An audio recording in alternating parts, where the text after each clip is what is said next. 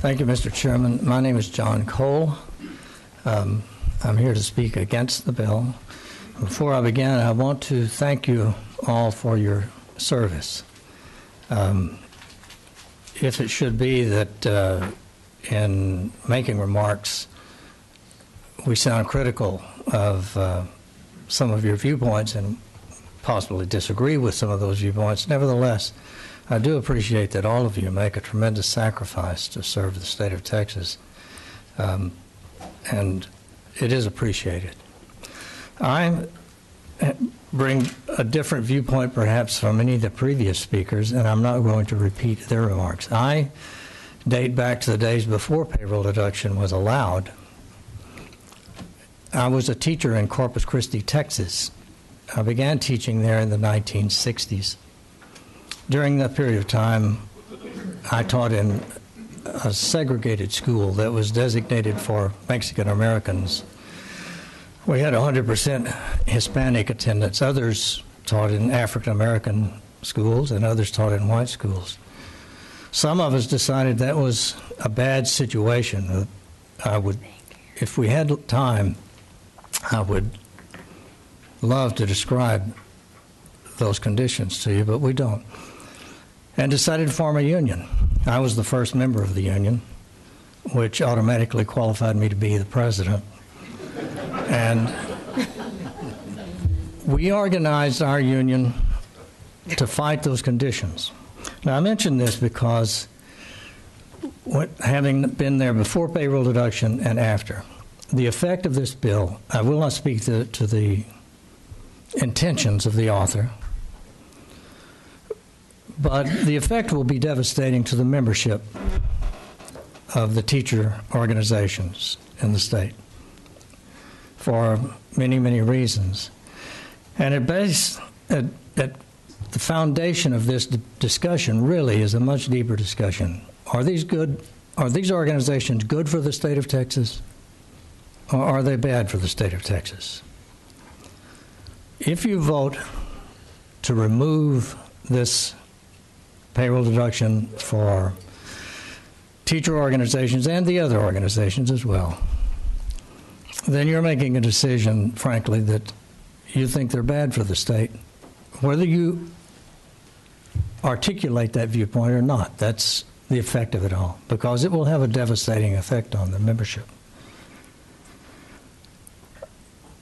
During my tenure I served as president of the Corpus Christi local. Could we wrap it up? Or I will. Questions, I believe. Chairman Olvay, did you have a question? No, Representative Farrar. Yes, you're making, a couple of points. One is that doing away with payroll deductions would do away with the organizations, because it's like we were talking about earlier, whether you pay your health insurance premium or it's deducted from your paycheck. If it's deducted from your paycheck, it won't lapse. And so we do that, and it's just much more convenient on everyone. And the same thing with the dues. If they're not deducted, they won't get paid because we forget things and such. And I'm in the front of that line. But so if they don't exist, if this body decides that unions are severely weakened, I just want to point out that under the current system, the people that the political majority here in the House, we're almost 2-to-1 Republican to Democrat under the current system. And so to do away with, as you're saying, to harm these organizations even further it just seems like a bullying game to me. I can't speak to the motives of the people who sponsored this bill. I can speak to the effect of the bill because I've been there and I've tried to organize without this. And I will not say it would make the organizations go away. It will be devastating to the membership. It will cause severe drops and weaken these organizations. Many of them probably will disappear, many of the local organizations. And it will cripple the advocacy that these organizations carry out. Advocacy for the members, which is valid in itself. But during the time I'm retired now. I've been retired for 10 years. But during the time that I was involved, we advocated for successfully.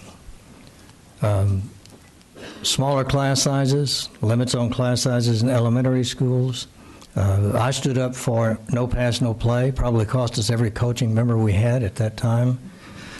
I supported the idea that teachers should take a test to keep their certificate back in 1986. That got me a lot of friends, too. But we were fighting for quality education, and we felt that those things were part of a trade-off to get quality education. You take that advocacy out of the equation, and you substantially undermine one of the main advocates for quality education in the state, which are the teacher organizations. Thank you for your testimony. Chair calls Glenn Maxey, here representing South